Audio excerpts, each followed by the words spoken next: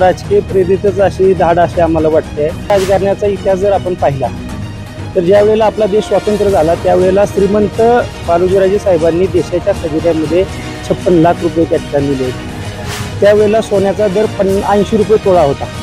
आज सोन्याचा दर 80,000 रुपये प्रति तोळा आहे।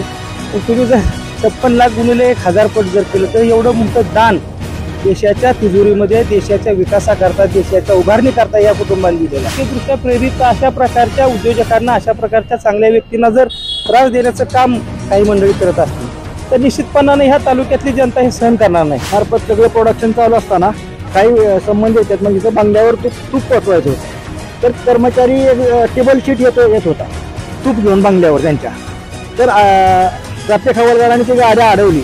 मग त्यांनी कर्मचाऱ्यांनी संजीव राजांना फोन लावला की अशी गाडी अडवली। तर संजीव राजे म्हणले की आपल्या विहिरीत काय गाड्या नाहीत का, तुम्ही एक जण उतरा, 2 जण जाऊन एक गाडी घेऊन या आणि त्यांची रितसर 100 रुपयाची पावती फाडा। म्हणजे इतकं स्वच्छ कागदोपत्री वागणारा माणूस आणि त्याच्यावर हे कारवाई जर होत असेल तर खरं हे निंदनीय आहे। लोकांच्या मनात अशीच भावना आहे की राजकीय कसापोटी झालेला असावा असं तालुक्यातील जनतेला 100% असंच वाटत आहे। आज 4 दिवस झालं माणसं, ग्रामीण भागातली माणसं ही हे माणूस 4 दिवस झाले इथून बसतोय। त्या माणसाच्या मागे काय ते तळमळ असेल ना, त्या माणसाला बोलावलंय का आम्ही, काय कोणाला बोलावले का आम्ही, काय गाड्या दिल्या का काय, पण ज्या माणसाला तळमळे ते माणूस इतर रात्री 10 वाजेपर्यंत बसतोय। गेले 4 दिवस झालं फलटणचे साम्राज्य असणाऱ्या राजधानीमध्ये, जे की राजांची राजधानी मानली जाते, फलटण आणि दस्तूरखुद्द छत्रपती शिवाजी महाराजांची ही सासूरवाडी आहे। या सासूरवाडीत श्रीमंत रामराजे नाईक निंबाळकर यांचे चुलत बंधू संजीवराजे नाईक निंबाळकर यांच्यावरती आयकर खात्याने गेले 4 दिवस झालं धाड सत्र चालू केले। आजही हे धाड सत्र अशाच पद्धतीने सुरू आहे। आपल्याबरोबर इथले स्थानिक काही कार्यकर्ते त्यांचे संजीवराजे नाईक निंबाळकर यांचे थेट त्यांच्याकडून जाणून घेऊ अशा पद्धतीने धाड सत्र चालू आहे। आणि आत्तापर्यंत आयकर विभागाच्या हाती काही लागलं का, बाहेर अशा सूचना काही मिळाल्या का, थेट कार्यकर्त्यांकडून जाणून घेऊ।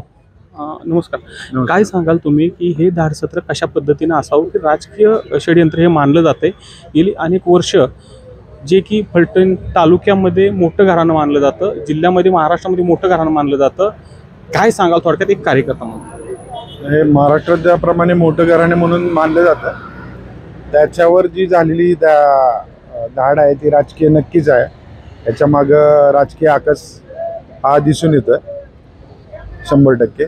आणि या धाडीमागं जसं आमच्या कार्यकर्त्यांना आणि सर्व तालुक्याला महाराष्ट्राला जसा विश्वास होता की याच्यामध्ये काही निष्पन्न होणार नाही, तेच निष्पन्न न होताना दिसतं। म्हणजे याच्यातून ना IITला ना कोणाला काहीच मिळणार नाही हे आम्हाला कार्यकर्त्यांना सगळ्यांना माहीत होतं, त्या दृष्टीने होते। आणि याच्यावर ज्या काही कारवाया किंवा जे काही हे झालं हे अतिशय गलिच्छ असं राजकारण फलटण शहरामध्ये आता सध्या चालू आहे। या राजकारणाला कुठेतरी हे बसलं पाहिजे। काय वाटतं तुम्हाला? खरंच हे काही दिवसांपूर्वीच अशी चर्चा झाली की संजीवराजे नाईक निंबाळकर अजित पवार गटाची साथ धरणार, अशा चर्चेला उदाहरण आलं होतं। काय वाटतं तुम्हाला, राजकीय षडयंत्र असू शकतं का की डायरेक्ट इन्कम टॅक्सची ही धाड? नाही, एकंदरीत संजीवराजांचा व्यवसाय बघता तर कंपनी एवढी मोठ्या प्रमाणात ग्रोथ करते तर व्यावसायिक ही असू शकते, कदाचित राजकीय पण असू शकते, पण जोपर्यंत ही पूर्ण होत नाही, प्रक्रिया पूर्ण होत नाही तोपर्यंत अंदाज बांधणं सध्या तरी मला योग्य वाटत नाही की काय चाललंय। प्रक्रिया पूर्ण झाल्यानंतर स्वतः बाबाच बोलतील की आपल्याला नक्की काय झालं आणि काय नाही ते, पण मला वैयक्तिक तर वाटत नाही की राजकीय असावं किंवा काय, मला व्यवसायावरनं वाटतंय असं। आणि तसं जर झालं, तसं जर राजकीय असेल, राजकीय हेतूतनं जर धाड झाली असेल तर या गोष्टीचा आमचा जाहीर निषेध आहे। काय वाटतं तुम्हाला की हे मोठं घराणं मानलं जातं, राजे घराणं मानलं जातं, ही धाड खरंच तुमच्या कार्यकर्त्यांच्या जिवारी लागली का? काय वाटतं, ही ITची धाड आहे पुण्यातली थांबवली गेली, अजूनही इथली फलटणमधली थांबवली गेली नाही, काय वाटतं थोडक्यात? निश्चितपणानं राजकीय प्रेरितच अशी धाड अशी आम्हाला वाटते। खरं तर ह्या राजकारणाचा इतिहास जर आपण पाहिला तर ज्या वेळेला आपला देश स्वतंत्र झाला त्यावेळेला श्रीमंत बाळोजीराजे साहेबांनी देशाच्या खजिन्यामध्ये 56 लाख रुपये त्या ठिकाणी दिले होते। त्यावेळेला सोन्याचा दर 80 रुपये तोळा होता। आज सोन्याचा दर 80,000 रुपये प्रति तोळा आहे। मग तुम्ही जर 56 लाख गुणिले 1000 पट जर केलं तर एवढं मोठं दान देशाच्या तिजोरीमध्ये देशाच्या विकासाकरता देशाच्या उभारणीकरता या कुटुंबांनी दिलेलं आहे। आणि निश्चितपणानं व्यावसायिकदृष्ट्या संजीवराजांचं या तालुक्यामध्ये दुधाचा मोठा व्यवसाय आहे।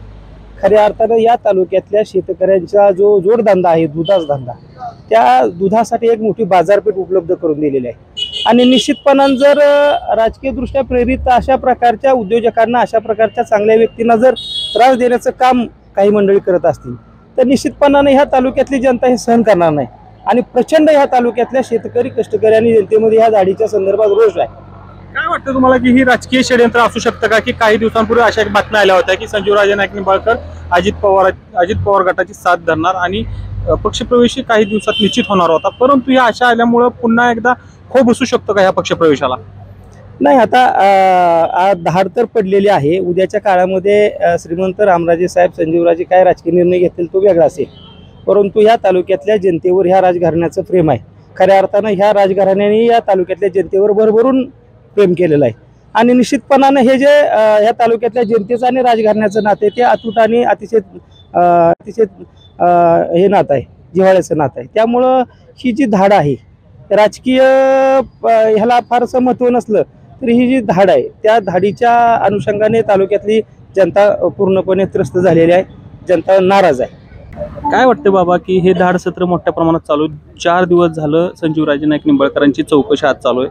पुण्याची चौकशी थांबवली आयकर विभागानं, पण हिथली चालू आहे फलटणची. काय सांगाल थोडक्यात, याकडे कसं बघताय तुम्ही? बरं का, सातारा जिल्ह्यामध्ये जर पाहिलं गेलं तर संजीवराजेंचं सारखा चारित्र्य संपन्न माणूस तुम्हाला सापडणार नाही, हुडकून सुद्धा सापडणार नाही. कुठलाही आरोप नाही, निर्व्यसनी माणूस असा नेता जिल्ह्यात सापडणार नाही. आणि अशा माणसं अशी कारवाई होणे म्हणजे आम्हाला असं वाटतं राजकीय द्वेषापोटी ही कारवाई झालेली असावी आणि आम्ही या गोष्टीचा निषेध करतो. काय वाटतं थोडक्यात, ही त्यांचं जे आता इन्कमिंग होणार होतं अजित पवार गटामध्ये, काही दिवसात अशी चर्चा आली होती की अजित पवार गटामध्ये इन्कमिंग झाल्यानंतर हे धाड सत्र अचानक पडलं. पुन्हा एकदा ह्या सर्व प्रक्रियेला खो बसू शकतो का, जाण्याच्या प्रक्रियेला? बरं का, माझं मत आहे त्याला काय खो वगैरे बसणार नाही, परंतु वरच्या लेवलने महाराज साहेब, संजीवराजे काय निर्णय घेतील ते आमच्या सर्व कार्यकर्त्यांना मान्य असणार. अजूनही आपल्याबरोबर काही कार्यकर्ते, त्यांच्या प्रतिक्रिया जाणून घेऊ कशा पद्धतीने. बाबा नमस्कार, किती दिवस झाले इथं बसलाय तुम्ही?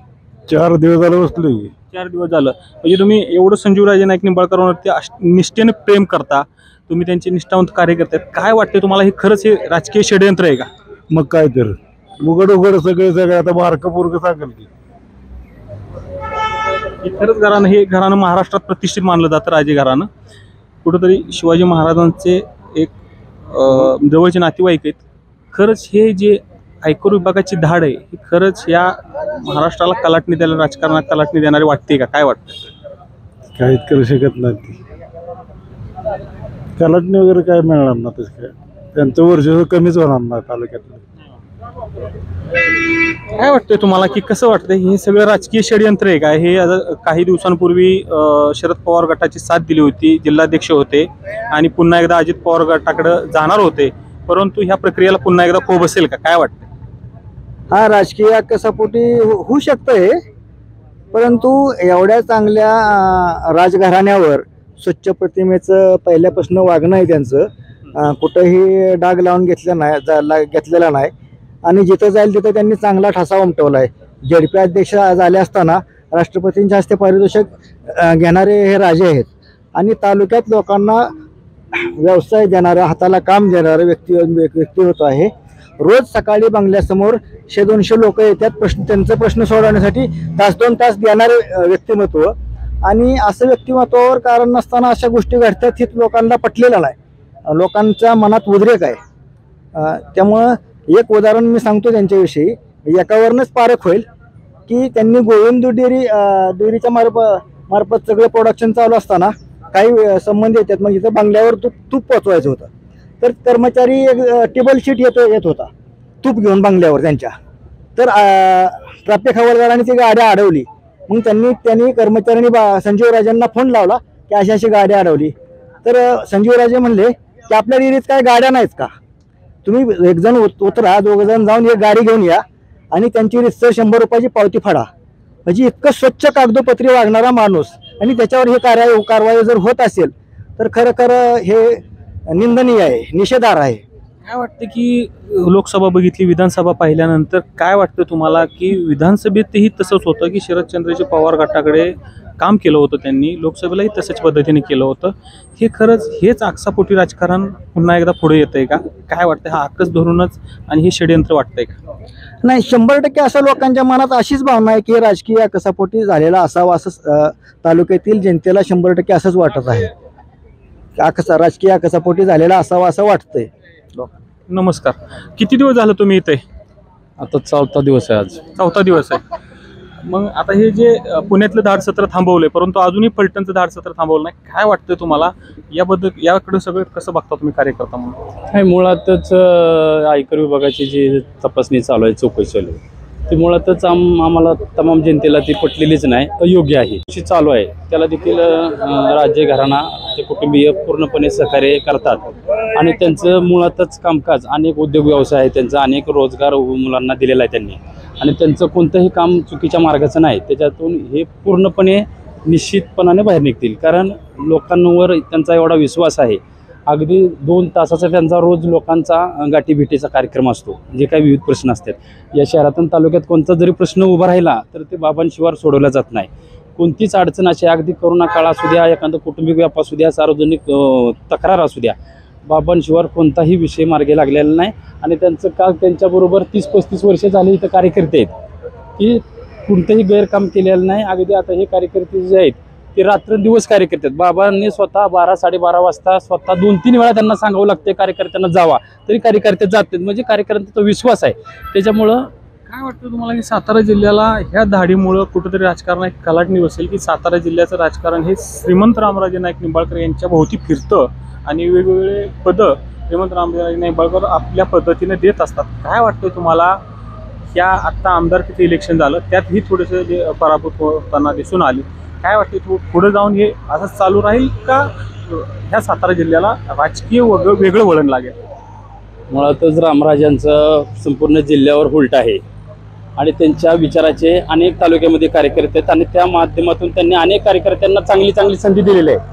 आणि हे जो काय विरोधकांना जर वाटत असेल की या प्रकारामुळं त्यांचे लोकमत किंवा त्यांचा जे काय राजकीय कारकीर्द आहे त्याला कुठेतरी खीळ बसेल, असं न होता इतकं जनमत आता मोठ्या प्रमाणात एक आस्था निर्माण झाली की लोकांना देखील सामान्य वाटायला लागले की हे राजकीय षडयंत्र आहे.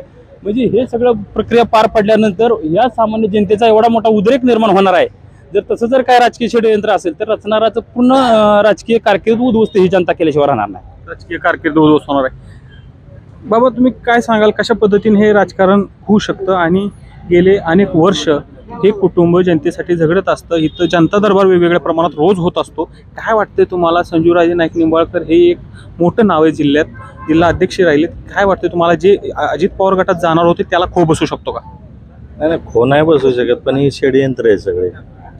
कारण बाबांचं जे आहे ना सगळे, त्यांचा स्वभाव ते सगळे ते एकनिष्ठ आहेत. त्यांचं म्हणजे त्यांच्या बाबतीत बोलायचं म्हणजे अरे आहे, त्यांच्या असं घडा नाही पाहिजे होतं. पण आता वरून हे लादलं गेलेलं आहे, कुठंतरी ह्यालाही हळा बसला पाहिजे. नमस्कार, काय सांगाल, किती दिवस बसला इथं? आज 4था दिवस आहे. 4था दिवस आहे. काय वाटतंय तुम्हाला, खरंच तुमच्या नेत्याला हे खरंच अडकवण्याचा प्रयत्न करताय का कोण? तसंच दिसतं. कोण अडकवतंय? काय वाटतंय तुम्हाला, कोण अडकवत असेल? तसं सांगू शकत नाही, पण हे चाललेलं आहे योग्य वाटत नाही. सत्ताधारी गैरवापर करतात का ह्या सगळ्या व्यवस्थेचा? होऊ शकतो. थोडक्यात हे सत्ताधारी ह्या सगळ्या व्यवस्थेचा, ईडीचा म्हणा किंवा आयकर खात्याचा म्हणा, हे वापर करतात का गैर? हो, तसंच चालू आहे ते. काय वाटतंय तुम्हाला, किती दिवस झाला बसलाय? 4 दिवस झाले. 4 दिवस बसलाय. म्हणजे संजूराजे नाईक निंबाळकर यांच्या प्रेमापोटी 4 दिवस तुम्ही इथं बसलाय. काय वाटतंय, खरंच हे षडयंत्र आहे राजकीय? सगळ्यांनी सांगितलं, कार्यकर्त्यांनी. तुम्हाला काय वाटतं? तुम्ही 4 दिवस आज इथं बसलाय, बाबा आतमध्ये. काय वाटतंय थोडक्यात, हे घरानं थांबवण्याचा कोणतरी डाव करताय का? असं षडयंत्रच वाटतंय, सर्व जनतेला तर षडयंत्रच वाटतंय. हे घराणे थांबवण्याचं हे कोणाचं काम नाही किंवा तेवढं सोपं पण नाही.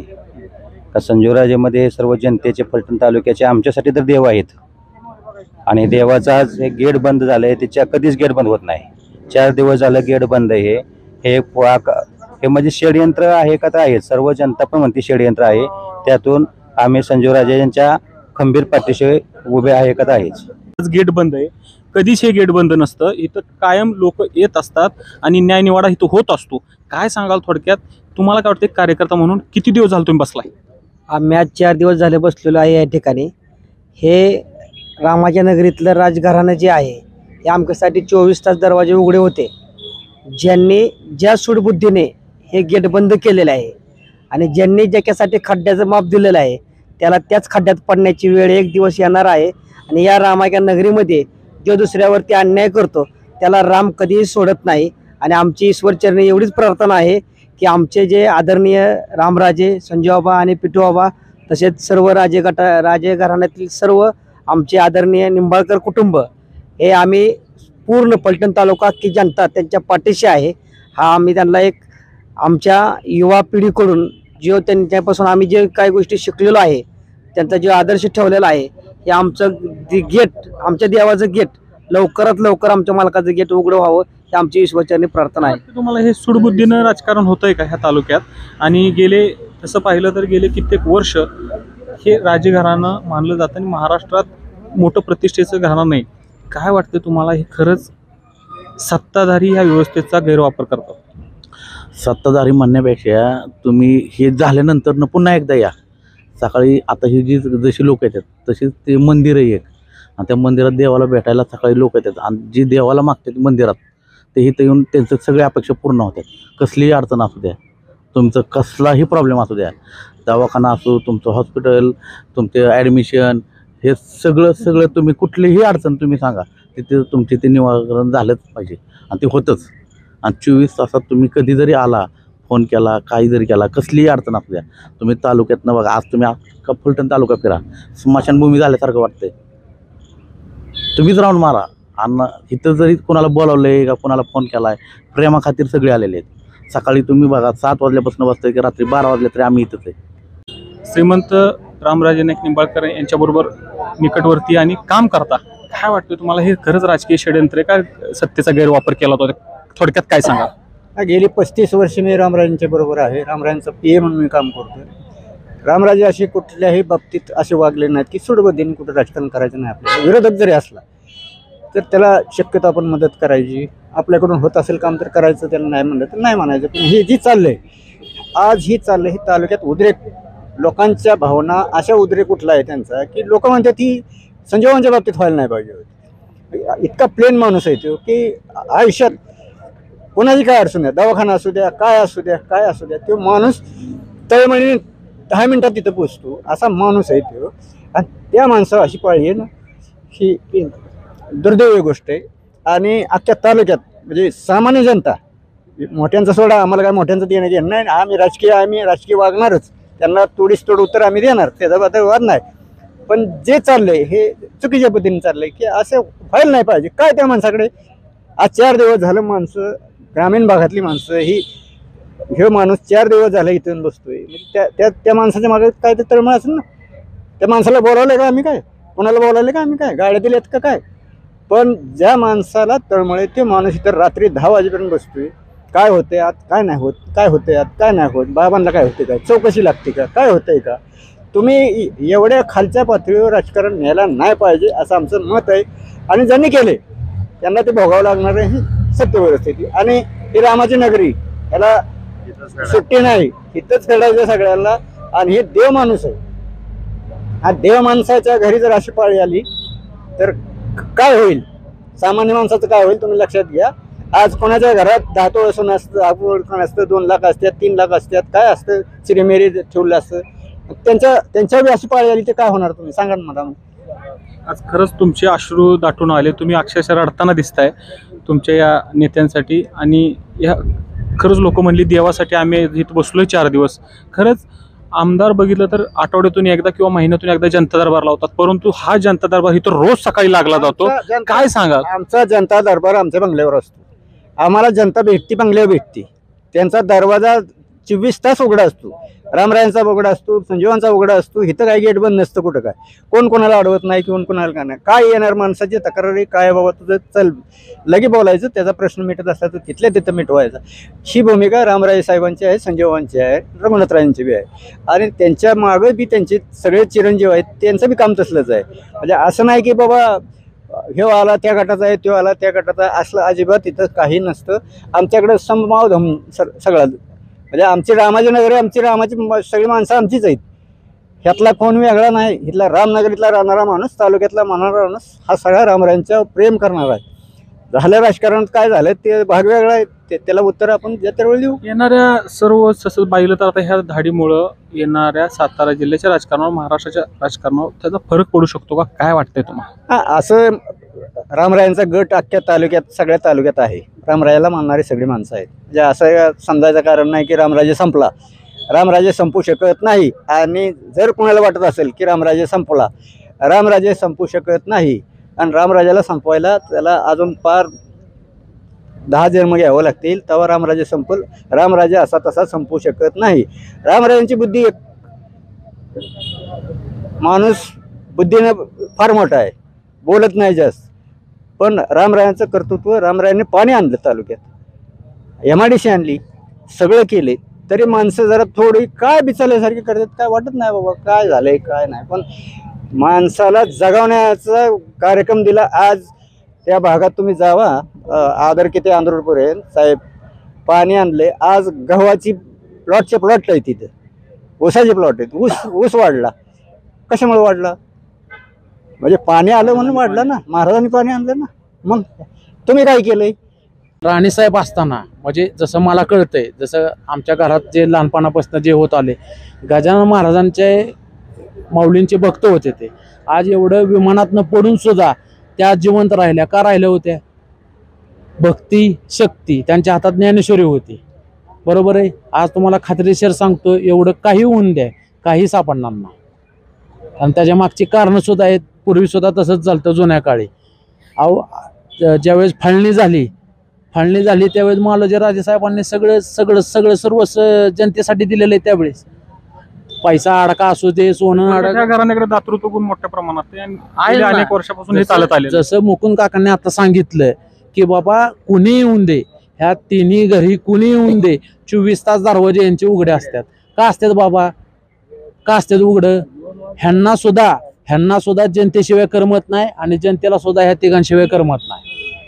एक नाळ जोडली. पण का जोडली? आता ह्यांनी जर असं केलं असतं, हे बाबा तुम्ही आमच्याकडे येऊ नका, काम होणार नाहीत, काय नाही, कोण येणार आहे मला तुम्ही सांगा. आज जगाचं सत्ता पलांतर होऊन दे किंवा काही होऊन दे, पण फलटणमध्ये काय होणार नाही हे एवढं खरं आहे.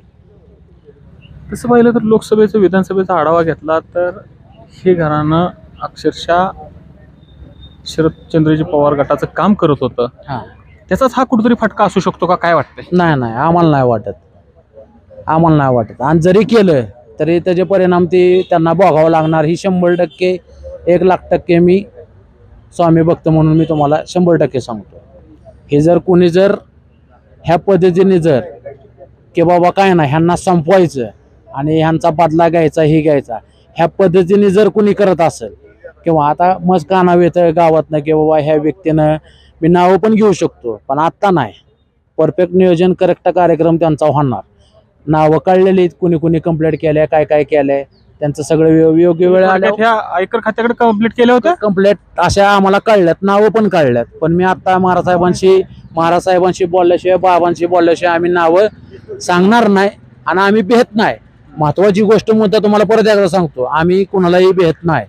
आम्ही हे तिघजण फलटणचे ग्रामदैवत राम आहेत आमच्यासाठी, सगळ्यांसाठी, हे एवढं तुम्हाला सांगतो. योग्य वेळेस आल्यानंतर आम्ही नाव ओपन करणार आणि त्यांचं परफेक्ट नियोजन, करेक्ट कार्यक्रम होणार. जर तसं केलं असेल तर उगं कुणाचं बी काही बी ऐकून काय करायचं नसतं. फक्त वाईट एवढं वाटतं, आज 24 तास अहोरात्र झटणाऱ्यांच आमच्या बाबा असतील, महाराज असतील, काय ह्यांच्यावरती असं होणं हे चुकीचं आहे. चौकशी होऊन द्या, काय होऊन द्या, पण काय का होणार नाही एवढं खरं आहे. तुम्हाला मी एवढं ठामपणे सांगतो. काय वाटतंय तुम्हाला की किती दिवस झाले तुम्ही इथं बसलाय? आता मी 4-5 दिवस झाले इथं बसलोय. की संपूर्णपणे ज्यांच्यावर अन्याय झालाय ह्या बाबांनी, संजय बाबांना अन्याय झालाय, हे पूर्ण अन्याय झालाय. संजय बाबांनी मला जगावले. 2 वर्ष झालं तर मिळलो असतो मी रायपड्याला. माझं सगळं गाव कुठलं? माझं गाव गिरवी आहे. गिरवी? हा. आता मी लक्ष्मीनगर मध्ये राहतो. मला त्यांनी जागा दिली राहायला. सगळं माझं कुलदैवत संजय बाबाच येते. त्यांनी मला लहानापासून सांभाळलं. गोविंदगिरीत पण मला त्यांनी सहकार्य केलं. माझ्या पोरीत लग्नात सहकार्य केलं. अतिशय सहकार्य त्यांचं चांगलं आहे आम्हाला. तिघा भाऊभावांचं. नाव काय तुमचं? अनिल उत्तम कांबळे. कांबळे हा. ते आता बी आमदार कांबळेच आहेत. हा ते आमच्या भाऊ चुलत्याचं पोरग आहे आमच्या. चुलत्याचं पोरग. हा तरी सुद्धा तुम्ही संजीव राजेंकडे. मग आमचं दैवतच आहे संजीव. आज मी गेलो असतो चुलत्याचं पोरग बघायला आलं नाही मला. यांनी 2 वेळा दवाखान्यात आलते लायब्ररीला. संजय बाबा पितो बाबा रामराजी त्यांनी मला चांगलं मदत केली. मी कधी मरत विसरणार नाही. 10 पिढी मी कधी विसरणार नाही. माझी पोरं पण त्यांच्या पैसे असतात, माझी बायका पण त्यांच्या पैसे असतात. सर्व ती माझं कुलदैवत आहे. काय सांगाल तुम्ही? आता सांगत होता की आम्हाला आनंद मंगल कार्यालयात राहायला तेव्हा तिथं आमच्या घरात पाणी शिरलं होतं तर संजय बाबांनी रामराजेंनी पितो पाणी आम्हाला आनंद मंगल कार्यालय जेवायला बिवायला झोपायला बायका पोरावी तिथं दुसरं घेत. इतकं पाणी कमरेतकं पाणी आलं आमच्या घरात झोपडपट्टीत. आणि झोपडपट्टीची जागा पण त्यांनी आम्हाला वाटून दिली आहे. जागा महाराजांचीच आहेत. म्हणजे महाराजांची जागा तिथं हा. ती तुम्हाला दिली. हो माझं एकमेव कार्यकर्ता असा आहे मी. यांच्या तिघांच्या घरामध्ये जाऊ शकतो. एक घराचे शोरूम ह्याच्या चुलीपर्यंत लावून मीच फक्त. मला त्यांनी पूर्णपणे सहकार्य केलं. माझ्या पोरांना माझ्या बायकोला जिथे पोरमध्ये माझी बायको अर्जर होती त्यांना पण सहकार्य त्यांनी चांगलं केलं. आमचं दैवत आमच्या बापाने पण माझ्या केलं नसतं त्यांनी इतकं केलं माझ्यासाठी. त्यांनी तुम्ही आता सांगत होता की आम्हाला कोरोनाच्या काळात लय मदत केली. मी हा. मरणार होतो पण ह्यांनी माझा ऍक्सिडेंट झाला. ऍक्सिडेंट. हा 5 ते 4 वाजता ऍक्सिडेंट झाला तर 6-5 वाजता बाबा लाईफलाईन मध्ये होते. बरं मध्ये माझा ऍक्सिडेंट झाला. कोणाला गेलो तो 15 दिवस सहकार त्यांनी 3.5 लाख रुपये बाबांनी दिलं मला. दवाखान्यात सगळं बिल त्यांनी भरलं. आणि अजून त्यांनी लागवत तेव्हा मदत देते. माझ्या पोरीच्या लग्नाला पण मदत त्यांनी केली. हा. आणि आता एक किस्सा सांगत होता मी जयकुमार गोरेंच्या ऍक्सिडेंटचा तुम्ही हा. बघितलेला. हा. काय सांगाल? हे कसं अहो, वाटतं? जेव्हा ती ऍक्सिडेंट झालं पुण्याहून येतो ना ऍक्सिडेंट झालं बाबा कोण येत होतं पुण्यावर? जयकुमार गोरे ऍक्सिडेंट तर बाबांचीच गाडी त्यांना आणा गेली.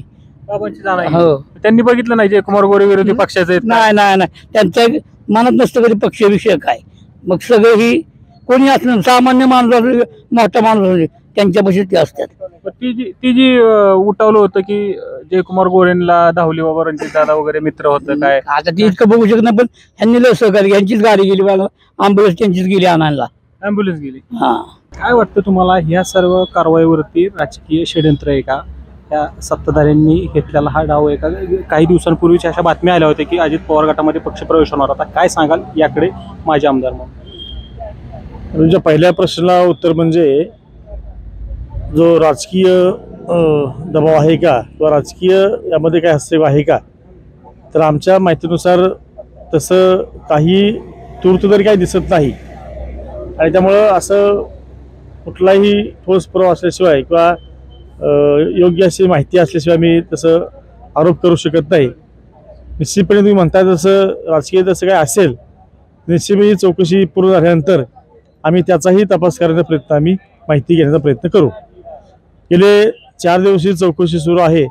अतिशय चौकशी शांतपणे सुरू आहे, नियमाप्रमाणे सुरू आहे. आदरणीय संजय बाबा असतील, त्यांचं कुटुंब, त्यांचे सर्व सहकारी यांचं योग्य प्रकारे सहकार्य या चौकशी अधिकाऱ्यांना आत्तापर्यंत मिळालं आहे.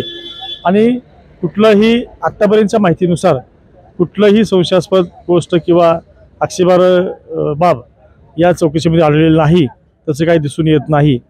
आणि मी सुरुवातीपासून मीच नव्हे आम्ही सर्वजण सांगत होतो या चौकशीमध्ये एक तर चौकशी आता कशाप्रकारे चौकशीचा नियम काय आम्हाला माहिती नाही, परंतु चौकशी का लावली हा एक प्रश्न आहे.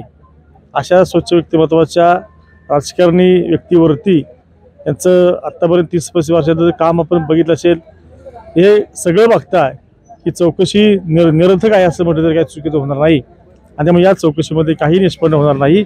आत्तापर्यंत काही आढळलं नाही आणि उद्याही काही आढळणार नाही असा आम्हाला विश्वास आहे. आणि या चौकशीतून संजीवराजे हे सुखरूपपणे बाहेर पडतील हे मी कालही सांगितलं आणि आजही मी सांगतो. संजीवराजेंच्या विरोधात इथूनच काहीतरी फलटणमधून अशा पद्धतीचे काही आयकर खात्याला अर्ज गेले होते का की अशी चौकशी लागण्यात यावी असं काय वाटतंय का तुम्हाला? काय थोडक्यात सांगा. नाही, तसा अर्ज गेले असतील ह्याची काही माहिती नाही. आणि अर्ज गेल्यानंतर चौकशी लागते हेही काय आम्हाला काही माहिती नाही. पण हे सगळ्या लोकांच्या चर्चेतून या बाबी पुढे येत आहेत. काही लोक शंका व्यक्त करतायत. त्यामुळे निश्चितपणे आत्ताचं राजकारण जर बघितलं तर कुठलीही गोष्ट म्हणजे कुठलीही गोष्ट नाकारता येत नाही. आणि त्यामुळं निश्चितपणे मागाशी म्हटल्याबरोबर मी ही चौकशी पूर्ण झाल्यानंतर आम्ही सर्वच जण आमच्या पद्धतीनं या चौकशीमागे कोणी राजकीय असे आहे का याची माहिती आम्ही घ्यायचा प्रयत्न निश्चितपणे करू. काही दिवसातच अशा पद्धतीच्या बातम्या आल्या होत्या की अजित पवार गटामध्ये पक्ष प्रवेश करणार. मग इथून पुढच्या ह्या धाड सत्रानंतर हे कसं असू शकतं, पुढं जाऊन हे राजकारण होऊ शकतं का की इनकमिंग वगैरे किंवा जाऊ शकतात का अजित पवार गटात? काय वाटतं तुम्हाला? नाही, मुळातच अजितदादा गटामध्ये जाण्याच्या प्रवेशाच्या ज्या चर्चा आहेत त्या चर्चेचा आणि या चौकशीचा काही संबंध नसावा असं मला वाटतंय. आणि इथून पुढं काय होईल हे मी आत्ता सांगू शकत नाही.